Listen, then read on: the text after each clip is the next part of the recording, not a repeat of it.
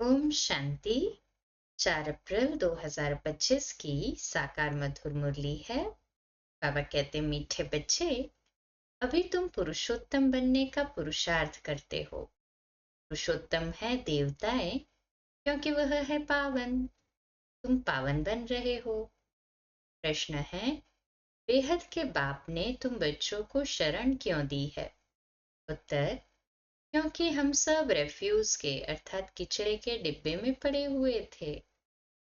बाप हमें किचड़े के डिब्बे से निकाल गुलगुल बनाते हैं। आसुरी गुण वालों को दैवी गुणवान बनाते हैं। रामानुसार बाप ने आकर हमें किचड़े से निकाल अडॉप्ट कर अपना बनाया है। गीत है, ये कौन आया आज सवेरे सवेरे। ओम शांति। रात को दिन बनाने के लिए बाप को आना पड़े। अभी तुम बच्चे जानते हो कि बाप आया हुआ है। पहले हम शूद्र वर्ण के थे, शूद्र बुद्धि थे। वर्णों वाला चित्र भी समझाने के लिए बहुत अच्छा है। बच्चे जानते हैं हम इन वर्णों में कैसे चक्र लगाते हैं। अभी हमको परमपिता परमात्मा ने शूद्र से ब्राह्मण बनाया है। कल्प कल्प कल्प के संगम युगे हम ब्राह्मण बनते हैं। ब्राह्मणों को पुरुषोत्तम नहीं कहेंगे, पुरुषोत्तम तो देवताओं को कहेंगे। ब्राह्मण यहाँ पुरुषार्थ करते हैं पुरुषोत्तम बनने के लिए। पतित से पावन बनने लिए ही बाप को बुलाते हैं। अपने से पूछना चाहिए, हम पावन कहाँ तक बन रहे हैं? स्टूडेंट भी पढ़ाई के लिए विचार सागर मंथन करते हैं ना। समझते हैं इस पढ़ाई से हम क्या ये बनेंगे। समझते हैं ना कैसे बनेंगे। कहे हाँ जी बाबा। तुम बच्चों की बुद्धि में है कि अभी हम ब्राह्मण बने हैं देवता बनने के लिए। यह है अमूल्य जीवन, क्योंकि तुम ईश्वरीय संतान हो। ईश्वर तुमको राजयोग सिखला रहे हैं, पतित से पावन बना रहे हैं। पावन देवता बनते हैं। वर्णों पर समझाना बहुत अच्छा है। सन्यासी आदि इन बातों पर नहीं ठहरेंगे। बाकी 84 जन्मों का हिसाब समझ सकते हैं। ये भी समझ सकते हैं कि हम सन्यास धर्म वाले 84 जन्म नहीं लेते हैं। इस्लामी बौद्धी आदि भी समझेंगे कि हम 84 जन्म नहीं लेते हैं। हाँ, पुनर्जन्म लेते हैं, परंतु कम। तुम्हारे समझाने से झट समझ जाएंगे। समझाने की भी युक्ति चाहिए। हम बच्चे यहाँ सम्मुख बैठे हो, बाबा क्या कराते हैं फिर। तुम बच्चे यहाँ सम्मुख बैठे हो तो बाबा बुद्धि को रिफ्रेश करते हैं, जैसे और बच्चे भी यहाँ आते हैं रिफ्रेश होने के। हाँ जी बाबा। तुमको तो रोज बाबा रिफ्रेश करते हैं कि ये धारणा करो। बुद्धि में यही ख्याल चलते रहे, हम 84 जन्म कैसे लेते हैं, कैसे शूद्र से ब्राह्मण बने हैं। ब्रह्मा की संतान ब्राह्मण। अब ब्रह्मा कहाँ से आए? बाप बैठ समझाते हैं, हम इनका नाम ब्रह्मा रखते हैं। ये जो ब्रह्मा कुमार कुमारियां हैं ये फैमिली हो गए, जरूर अडॉप्टेड है ना। बाप ही अडॉप्ट करेंगे। कहे हाँ जी बाबा। उनको बाप कहा जाता है, दादा नहीं कहेंगे। बाप को बाप ही कहा जाता है। मिल्कियत मिलती ही बाप से है। कोई चाचा मामा व बिरादरी वाला भी अडॉप्ट करते हैं। जैसे बाप ने सुनाया था, एक बच्ची किचड़े के डिब्बे में पड़ी थी। वो कोई ने उठाए जाकर किसको गोद में दी, क्योंकि उनको अपना बच्चा नहीं था। तो बच्ची जिनकी गोद में गई उनको ही मम्मा बाबा कहने लग पड़ेगी ना। ये फिर है बेहद की बात। तुम बच्चे भी जैसे बेहद के किचड़े के डिब्बे में पड़े थे, विषय वैतरणी नदी में पड़े थे। कितने गंदे हुए पड़े थे। रामानुसार बाप ने आकर उस किचड़े से निकाल तुमको अडॉप्ट किया है। तमो प्रधान को पिछड़ा ही कहेंगे ना। आसुरी गुण वाले मनुष्य है देह अभिमानी। काम क्रोध भी बड़े विकार है ना। तो तुम रावण के बड़े रेफ्यूज में पड़े थे। वास्तव में रेफ्यूजी भी हो। अब तुमने बेहद के बाप की शरण ली है, रेफ्यूज से निकल गुलगुल देवता बनने। इस समय सारी दुनिया रेफ्यूज के बड़े डिब्बे में पड़ी है। बाप आकर तुम बच्चों को किचड़े से निकाल अपना बनाते हैं, परंतु किचड़े के रहने वाले ऐसे हीरे हुए हैं जो निकालते हैं फिर भी किचड़ा ही अच्छा लगता है। बाप आकर बेहद के किचड़े से निकालते हैं, बुलाते भी है कि बाबा आकर हमको गुल गुल बनाओ, कांटों के जंगल से निकाल फ्लावर बनाओ, खुदाई बगीचे में बिठाओ। अब असुरों के जंगल में पड़े हैं, बाप तुम बच्चों को गार्डन में ले चलते हैं। शूद्र से ब्राह्मण बने हैं, फिर देवता बनेंगे। ये देवताओं की राजधानी, ब्राह्मणों की राजाई है नहीं। केवल पांडव नाम है, परंतु पांडवों को राजाई नहीं है। राजाई प्राप्त करने के लिए बाप के साथ बैठे हैं। बेहद की रात अब पूरी हो, बेहद का दिन शुरू होता है। गीत सुनाना, कौन आया सवेरे सवेरे। सवेरे सवेरे आते हैं रात को मिटाए दिन बनाने, अर्थात स्वर्ग की स्थापना, नर्क का विनाश कराने। ये भी बुद्धि में रहे तो खुशी हो। जो नई दुनिया में ऊंच पद पाने वाले हैं वह कभी अपना आसुरी स्वभाव नहीं दिखाएंगे। जिस यज्ञ से इतना ऊंच बनते हैं उस यज्ञ की बहुत प्यार से सेवा करेंगे। ऐसे यज्ञ में तो हड्डियां भी दे देनी चाहिए। अपने को देखना चाहिए, इस चलन से हम ऊंच पद कैसे पाएंगे। बेसमझ छोटे बच्चे तो नहीं है ना, समझ सकते हैं राजा कैसे प्रजा कैसे बनते हैं। बाबा ने रथ भी अनुभव ही लिया है। जो राजाओं आदि को अच्छी रीति जानते हैं, राजाओं के दास दासियों को भी बहुत सुख मिलता है।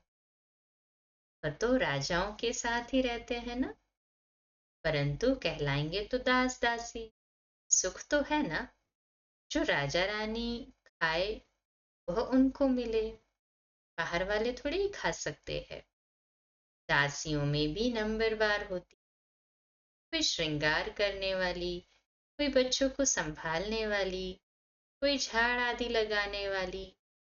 यहाँ के राजाओं को इतने दास दासियां हैं तो वहां कितने ढेर होंगे। सब पर अलग अलग अपनी चार्ज होती है, रहने का स्थान अलग होगा। वो कोई राजा रानी जैसे सजाया हुआ नहीं होगा।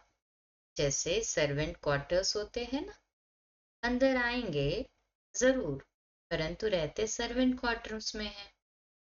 तो बाप अच्छी रीति समझाते हैं, अपने पर रहम करो। हम ऊंच से ऊंच बने, हम अभी शूद्र से ब्राह्मण बने हैं। ओहो सौभाग्य, फिर देवता बनेंगे। ये संगम युग बहुत कल्याणकारी है। तुम्हारी हर बात में कल्याण भरा हुआ है। भंडारे में भी योग में रह भोजन बनाए तो बहुतों का कल्याण भरा हुआ है। श्रीनाथ द्वारे में भोजन बनाते हैं, बिल्कुल ही साइलेंस में। श्रीनाथ ही याद रहता है। भक्त अपनी भक्ति में बहुत मस्त रहते हैं। तुमको फिर ज्ञान में मस्त रहना चाहिए। श्री कृष्ण की ऐसी भक्ति होती है कि बात मत पूछो। वृंदावन में दो बच्चियां हैं, पूरी भक्तिन है। कहती है बस हम यहाँ ही रहेंगी, यहाँ ही शरीर छोड़ेंगी श्री कृष्ण की याद में। उनको बहुत कहते हैं अच्छे मकान में चलकर रहो, ज्ञान लो। बोलती है हम तो यहाँ ही रहेंगी, तो उसको कहेंगे भक्त शिरोमणि। श्री कृष्ण पर कितना न्यौछावर जाते हैं। अभी तुमको बाप पर न्यौछावर होना है। पहले पहले शुरू में शिव बाबा पर कितने न्यौछावर हुए, ढेर की ढेर आए। जब इंडिया में आए तो बहुतों को अपना घर बार याद पड़ने लगा। कितने चले गए। ब्रह्मचारी तो बहुतों पर आती है ना, कभी कैसी दशा कभी कैसी दशा बैठती। बाबा ने समझाया है, कोई भी आते हैं तो बोलो कहाँ आए हो। बाहर में बोर्ड देखा, ब्रह्मा कुमार कुमारियां। ये तो परिवार है ना। एक है निराकार परमपिता परमात्मा, दूसरा फिर प्रजापिता ब्रह्मा भी गाया हुआ है। ये सब उनके बच्चे हैं। दादा है शिव बाबा, वर्षा उनसे मिलता है। वह राय देते हैं, मुझे याद करो तो तुम पतित से पावन बन जाएंगे। कल पहले भी ऐसे ही राय दी थी ना। कहे हाँ जी बाबा। इतनी ऊंची पढ़ाई है। ये भी तुम्हारी बुद्धि में है कि हम बाप से वर्षा ले रहे हैं। तुम बच्चे मनुष्य से देवता बनने की पढ़ाई पढ़ रहे हो। तुम्हें जरूर दैवी गुण धारण करने हैं। तुम्हारा खान पान बोल चाल कितना रॉयल होना चाहिए। देवताएं कितना थोड़ा खाते हैं। उनमें कोई लालच थोड़ी रहती है। 36 प्रकार के भोजन बनते हैं, खाते कितना थोड़ा है। खान पान की लालच रखना, इसको भी आसुरी चलन कहा जाता है। दैवी गुण धारण करने हैं तो खान पान बड़ा शुद्ध और साधारण होना चाहिए। परंतु माया ऐसी है जो एकदम पत्थर बुद्धि बना देती है, तो फिर पद भी ऐसा मिलेगा। आप कहते हैं अपना कल्याण करने के लिए दैवी गुण धारण करो। अच्छी रीति पढ़ेंगे पढ़ाएंगे तो तुमको ही इजाफा मिलेगा। पाप नहीं देते हैं, तुम अपने पुरुषार्थ से पाते हो। Double underline. अपने को देखना चाहिए कहाँ तक हम सर्विस करते हैं, हम क्या बनेंगे। इस समय शरीर छूट जाए तो क्या मिलेगा। बाबा से कोई पूछे तो बाबा झट बता दे कि इस एक्टिविटी से समझा जाता है ये फलाना पद पाएंगे। पुरुषार्थी नहीं करते तो कल्प कल्पांतर के लिए अपने को घाटा डालते हैं। अच्छी सर्विस करने वाले जरूर अच्छा पद पाएंगे। अंदर में मालूम रहता है कि ये दास दासी जाकर बनेंगे, बाहर से कह नहीं सकते। स्कूल में भी स्टूडेंट समझते हैं कि हम सीनियर बनेंगे या जूनियर। यहाँ भी ऐसे है। सीनियर जो होंगे वह राजा रानी बनेंगे, जूनियर कम पद पाएंगे। साहूकारों में भी सीनियर और जूनियर होंगे। दास दासियों में भी सीनियर और जूनियर होंगे। सीनियर वालों का दर्जा ऊंच होता है। झाड़ लगाने वाली दासी को कभी अंदर महल में आने का हुक्म नहीं रहता। इन सब बातों को तुम बच्चे अच्छी रीति समझ सकते हो। पिछाड़ी में और भी समझते जाएंगे। ऊंच बनाने वाला का फिर रिगार्ड भी रखना होता है। देखो कुमार का है, वह सीनियर है तो रिगार्ड रखना चाहिए।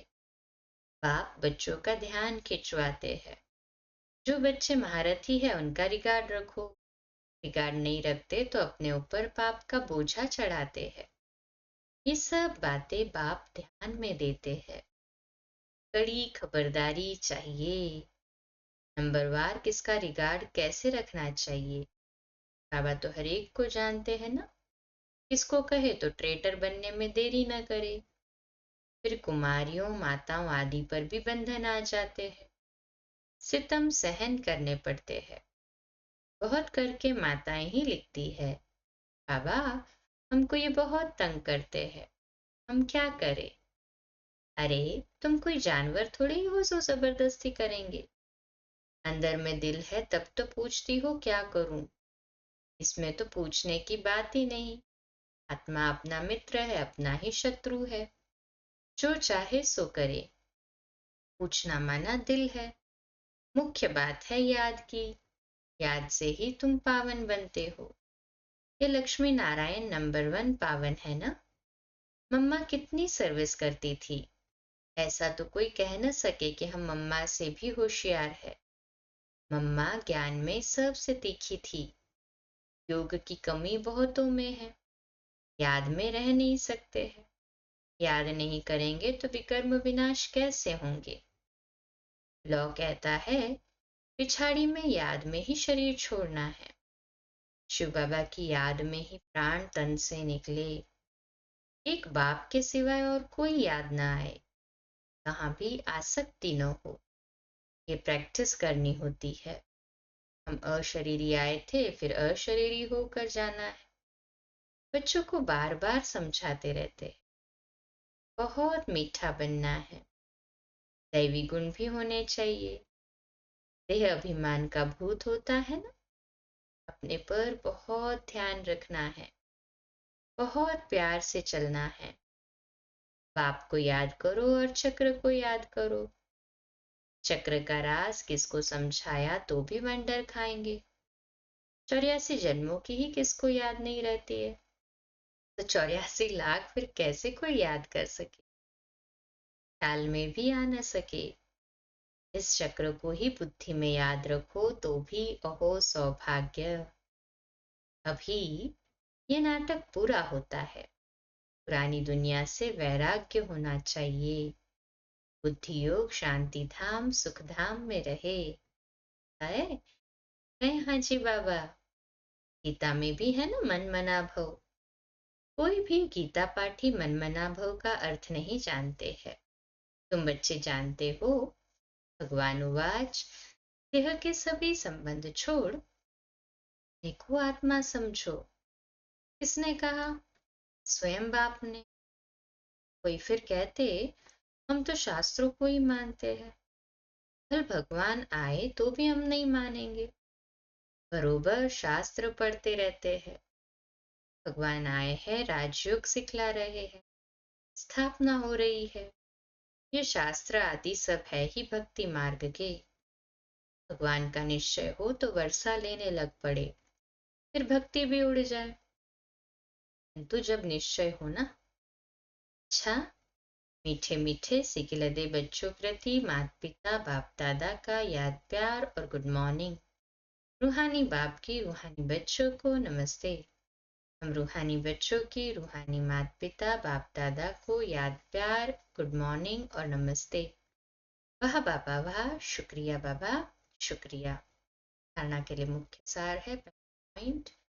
देवता बनने के लिए बहुत रॉयल संस्कार धारण करने हैं।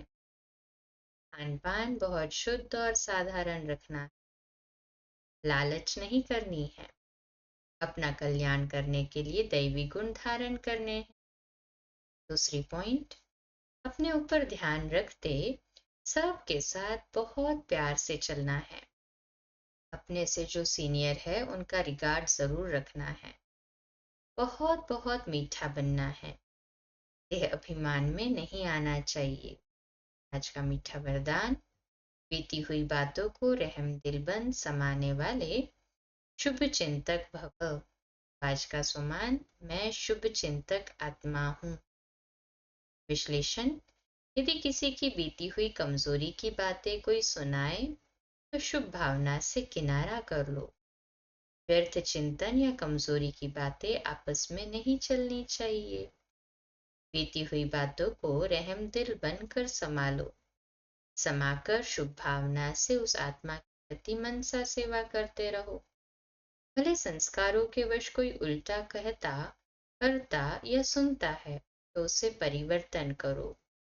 1 से 2 तक, 2 से 3 तक ऐसे व्यर्थ बातों की माला न हो जाए। ऐसा अटेंशन रखना अर्थात शुभ चिंतक बनना। स्लोगन, संतुष्ट मणि बनो तो प्रभु प्रिय लोक प्रिय और स्वयं प्रिय बन जाएंगे।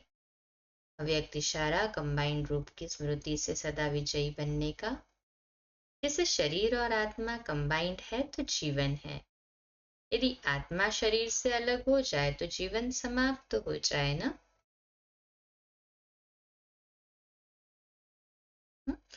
आत्मा शरीर से अलग हो जाए तो जीवन समाप्त हो जाए। ऐसे कर्मयोगी जीवन अर्थात कर्मयोग के बिना नहीं और योग कर्म के बिना नहीं। सदा कंबाइंड हो तो सफलता मिलती रहेगी। योग के बिना कर्म न हो और कर्म के बिना योग न हो। अच्छा, कम बोलो, धीरे बोलो, मीठा बोलो, सत्य बोलो, सोच समझकर बोलो। निमित्त भाव, निर्माण भाव, निर्मल वाणी। आज का नया दिन आप सभी को मुबारक हो, मुबारक हो, मुबारक हो। शुभ दिवस। ओम शांति।